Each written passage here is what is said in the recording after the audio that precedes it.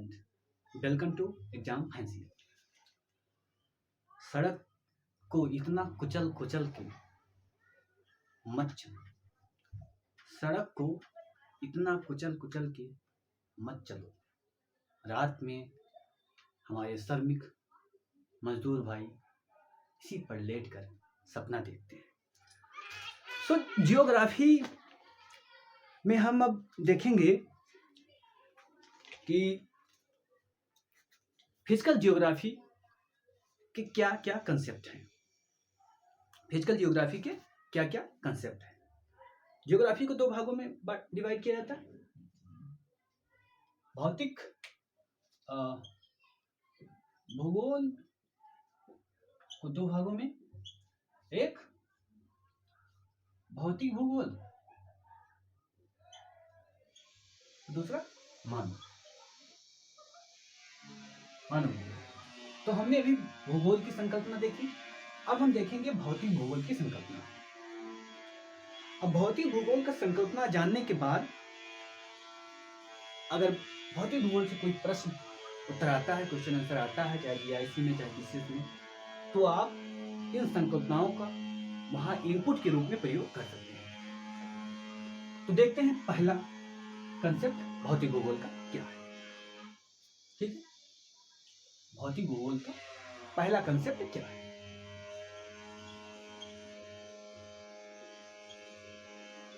ठीक है, पहला कंसेप्ट क्या बताता है। पहला कंसेप्ट है एक रूपतावाद। क्या है? एक रूपतावाद। एक रूपतावाद,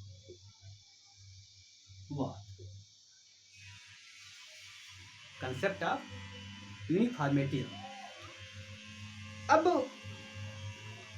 एक रूपतावाद क्या है, इसको हम समझते हैं। एक रूपतावाद को विकसित करने का श्रेय जेम्स हटन को।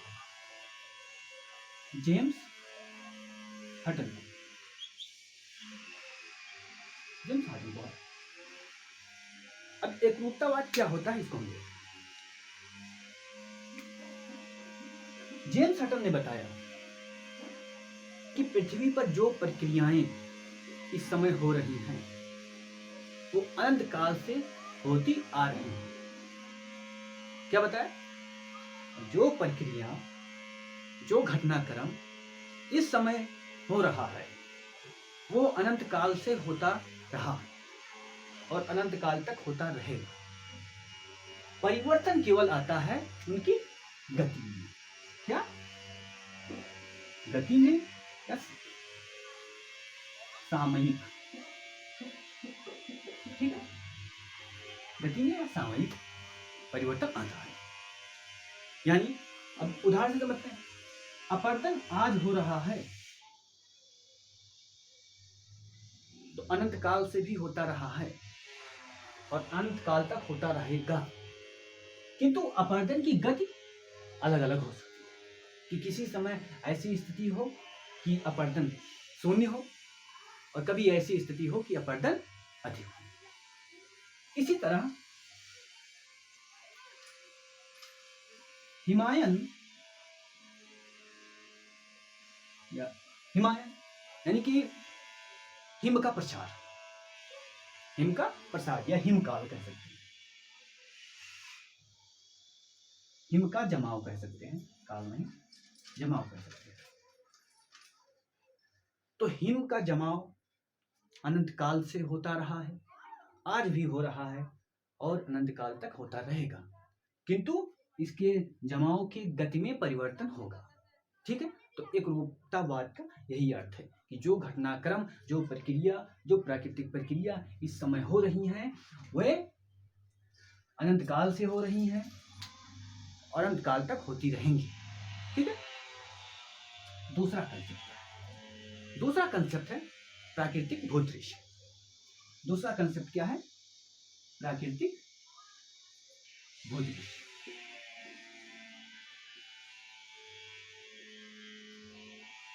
भूदृश्य, ठीक है, नेचुरल लैंडस्केप। नेचुरल लैंडस्केप उदाहरण से देखते हैं, क्या है? महाद्वीप, महाद्वीप, पठार, पर्वत, ठीक, प्रायद्वीप,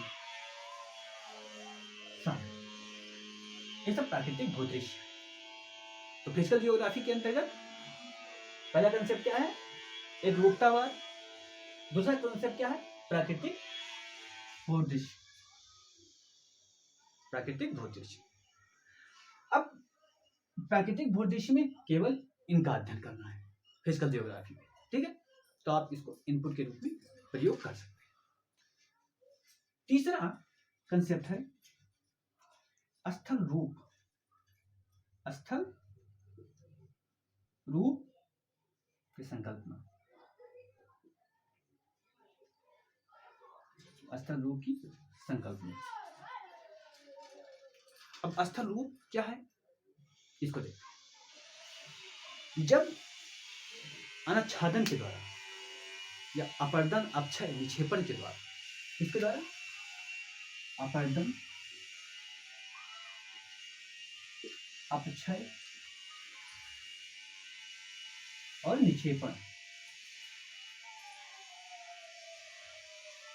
निक्षेपण के द्वारा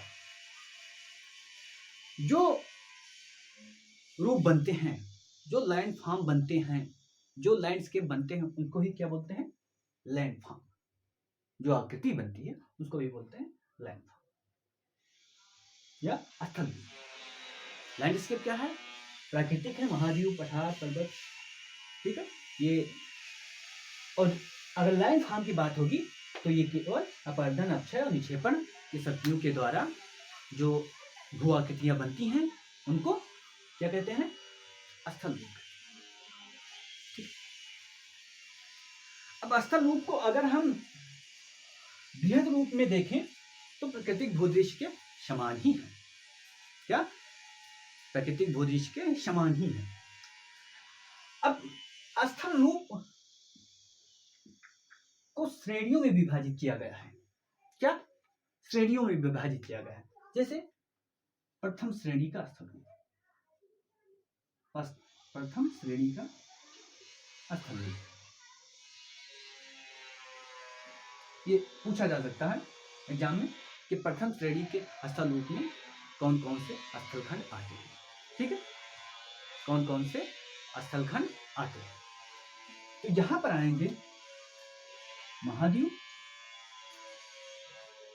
महासागर। क्या? महाद्वीप, महासागर। ठीक है, कौन आएंगे? महाद्वीप और महासागर। अब द्वितीय श्रेणी के स्थल रूप, प्रथम श्रेणी पर, प्रथम श्रेणी पर जो स्थल रूप बनते हैं उनको द्वितीय श्रेणी में रखा जाता है। अब प्रथम श्रेणी पर क्या क्या बन सकता है?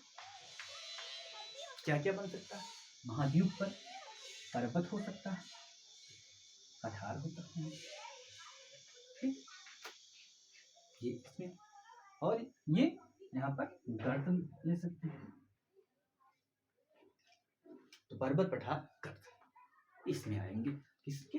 द्वितीय श्रेणी, द्वितीय श्रेणी के स्थल रूप। अब तृतीय श्रेणी के स्थल रूप, तृतीय श्रेणी के स्थल रूप, इन दोनों प्रथम श्रेणी तथा द्वितीय श्रेणी के द्वारा जो स्थल रूप बनते हैं उनको तृतीय श्रेणी के स्थल रूप कहते हैं। तो पर्वत के द्वारा मैदान, अपक्षय, अपर्दन द्वारा होगा। ठीक, तो मैदान तो इसमें लेते हैं, मैदान, झील। तो इसको आपको याद रखना कि प्रथम श्रेणी के स्थल रूप में कौन सा क्षेत्र आता है? महाद्वीप, महासागर। द्वितीय में पर्वत, पठार, गर्त, और तृतीय में मैदान। ठीक है, और निक्षेपित जितने भी स्थल रूप बनते हैं उनको सब हम यहाँ रखें। ठीक है, अब स्थल रूप की संकल्पना हो गई। एक रूपतावाद हमने देखा, प्राकृतिक भूदृश्य हमने देखा और स्थल रूप की संकल्पना। ठीक है, अगर आपको विभेदता करने आए लैंडस्केप और लैंडफॉर्म में तो आपको इतना रखना है कि अक्षय, अपरदन और निक्षेपण के द्वारा जो स्थल रूप बनते हैं उनको स्थल रूप कहते हैं। लेकिन गिरिहट टर्म में देखेंगे तो दोनों कम से लगभग समानार्थी है। ठीक है, चौथा क्या है? भूगार्भिक संरचना के संकल्प। भूगार्भिक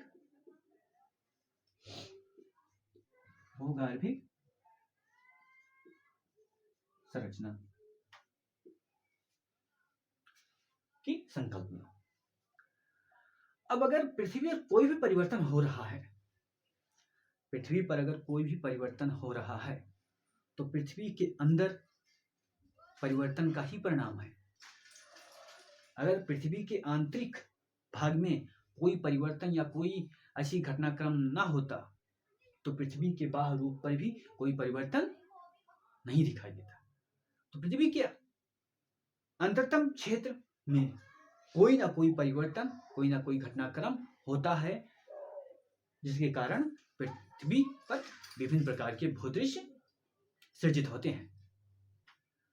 अब उसी का हम अध्ययन भूगार्भिक संरचना में करेंगे। अब भूगार्भिक संरचना का अध्ययन करने के लिए किस किस चीजों का प्रयोग करेंगे? अग्नेय शैल। पृथ्वी से शैल निकलता है, शैल मतलब लावा निकलता है, और उससे जो चट्टान बनता है उसको अग्नेय शैल कहते हैं। तो अग्नेय शैल का अध्ययन करके हम भूगार्भिक संरचना के बारे में जानकारी कुछ ले सकते हैं। ठीक है, तो भूगार्भिक संरचना का संकल्पना, इसमें हम क्या करेंगे? पृथ्वी के अंततम भाग में कैसी घटनाक्रम क्या हो रहा है इसके बारे में जानने की कोशिश करेंगे। एक एग्जांपल मैंने बताया, ज्वालामुखी से भी अध्ययन किया जाता है, भूकंप से भी अध्ययन किया जाता है, और लावा अग्नेय शैल के द्वारा भी अध्ययन किया जाता है। ठीक है, पांचवा, भू आकृतिक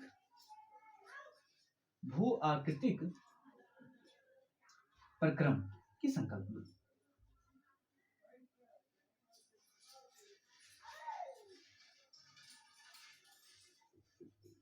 ठीक है, अब भू आकृतिक प्रक्रम की संकल्पना। अब पृथ्वी पर जो भी रूप आप देखते हैं, चाहे वो पलाया हो, चाहे वो बजादा हो, चाहे पीडमांड हो, चाहे जलोढ़ पंख हो, चाहे डेल्टा हो, सबका जो बनने का तरीका है वो अलग अलग प्रकार का है। यानी कि जो प्रोसेस है वो अलग अलग प्रकार का है। क्या? अलग अलग प्रकार है, और उस प्रकार से एक विशेष प्रकार का लैंडफॉर्म बनता है। ठीक है, अब ये भू आकृतिक प्रक्रम मैंने बताया कैसे चलता है? पृथ्वी की आंतरिक ताकत के द्वारा, आंतरिक शक्ति के द्वारा, पृथ्वी के अंततम में। अब नेक्स्ट देखते हैं भू आकृतिक अवस्था की संकल्पना। क्या? 6 नंबर पर है भू आकृतिक अवस्था की संकल्पना।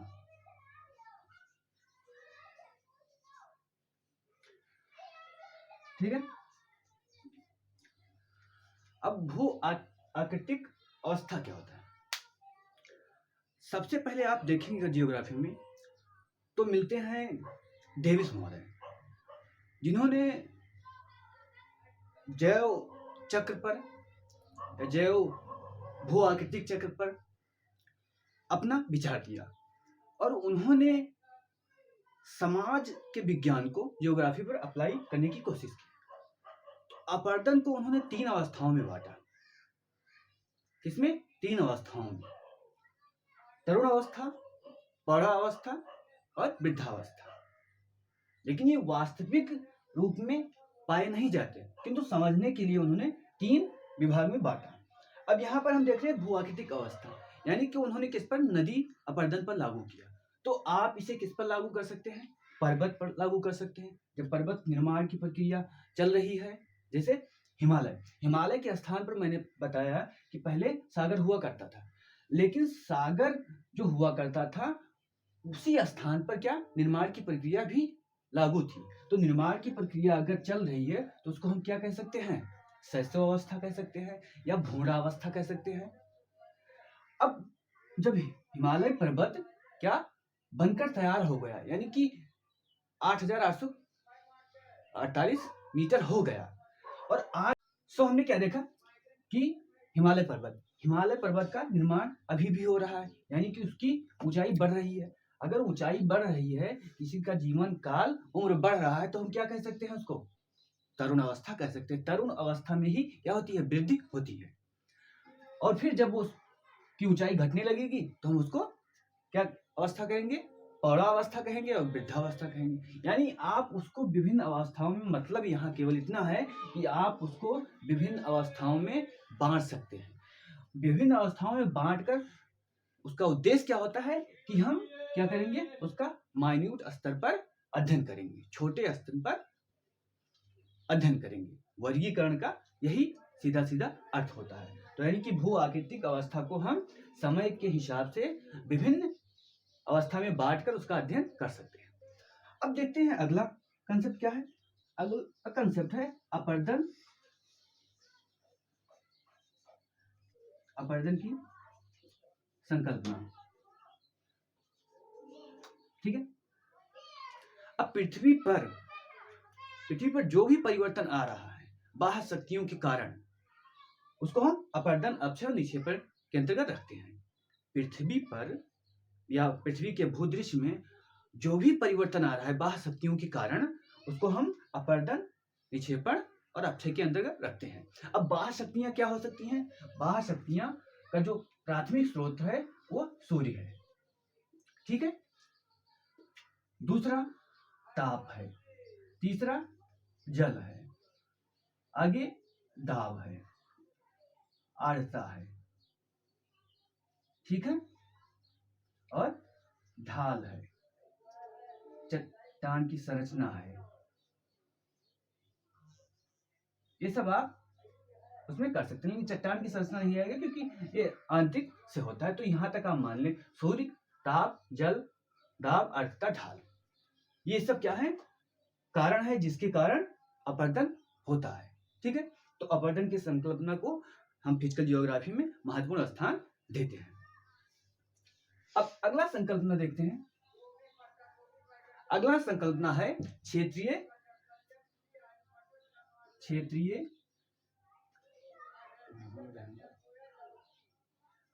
विभिन्नताओं का संक्रमण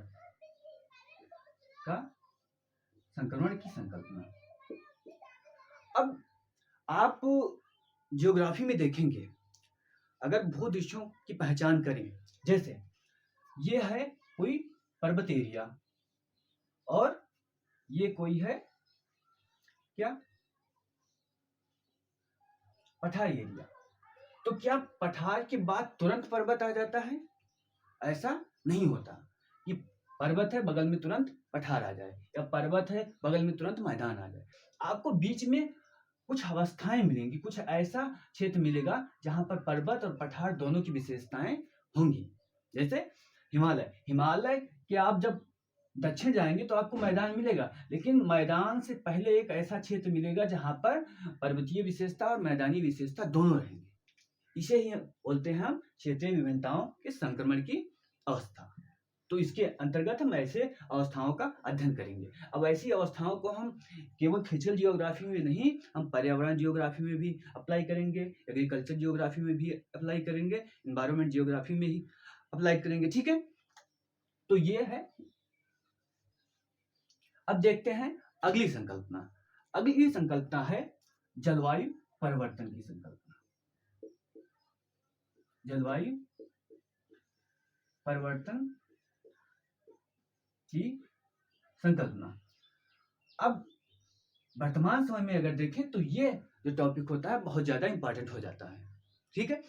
अब जलवायु परिवर्तन के थोड़े से कारण हम देख लेते हैं। जलवायु परिवर्तन को अगर जियोग्राफी के दृष्टिकोण से देखा जाए तो जो जलवायु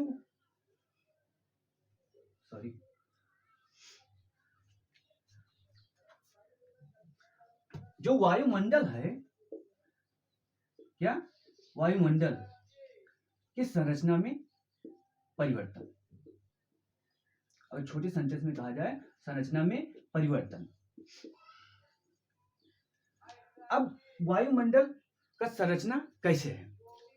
संरचना को हम विभिन्न दृष्टिकोण से देख सकते हैं। अगर हम इसको चाहें तो जैविक संरचना और भौतिक संरचना,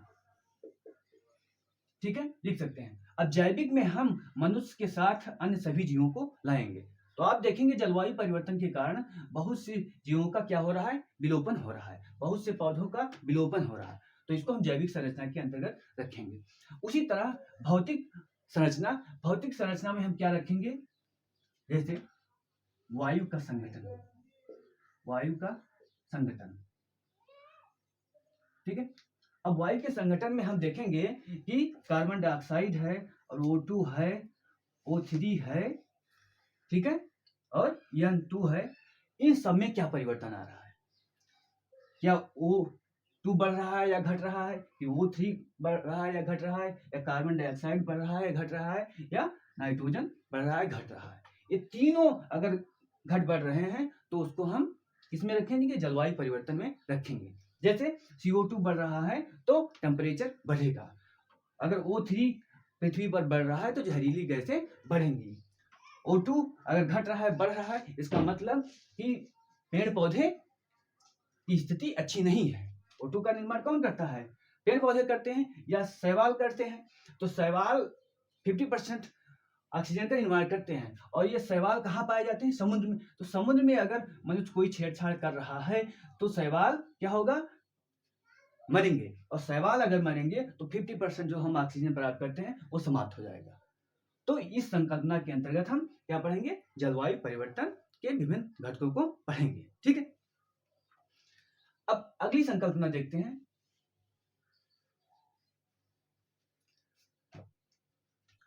अगली संकल्पना पर्यावरण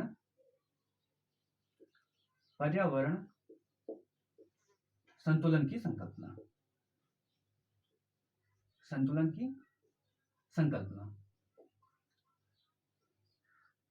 अब अगर भारतीय दृष्टिकोण से देखा जाए तो भारत में पर्यावरण को बहुत ही महत्व प्राचीन काल से दिया जा रहा है। यहाँ पर स्पष्ट भारतीय ग्रंथों में देखेंगे कि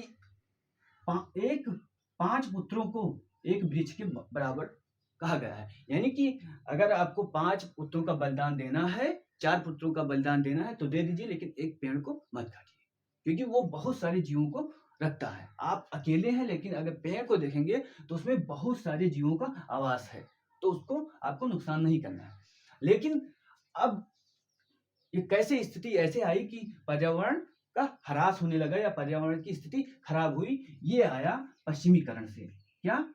पश्चिमीकरण मतलब यूरोप में एक ऐसी विचारधारा है जो कहती है पृथ्वी पर जो भी चीज है वो मनुष्य के लिए बना है, यानी मनुष्य उसका उपभोग करे। अब मनुष्य अगर उपभोग करेगा, क्या अन्य जीव पृथ्वी पर नहीं है? यानी कि अन्य जीवों का भी इस पर अधिकार है, लेकिन जो ये विचारधारा है, पश्चिमी विचारधारा, वो कहती है अन्य जीव नहीं है, उनका कोई महत्व नहीं है, केवल मनुष्य का महत्व है। तो केवल मनुष्य के महत्व देने के कारण पर्यावरण की स्थिति आज ऐसी हुई है। अब पश्चिमी समाज में भी 1970 से देखेंगे इस भारतीय परंपरा को अपनाया जा रहा है। अगर एक छोटा सा सेंटेंस कहा जाए कि अगर पूरे विश्व में भारतीय जीवन पद्धति को अपना लिया जाए तो पर्यावरण से संबंधित समस्या समाप्त हो जाएंगी। यानी उपभोक्तावादी जो मानसिकता है उसको हमें कम करना है। तो यह हो गया पर्यावरण संतुलन की संकल्पना। यह है फिजिकल जियोग्राफी की संकल्पना। अब फिजिकल जियोग्राफी में अगर क्वेश्चन आंसर आते हैं तो इन संकल्पनाओं को आप इनपुट करके क्या नंबर को बढ़ा सकते हैं। तो आज के लिए इतना ही। जय हिंद, जय भारत।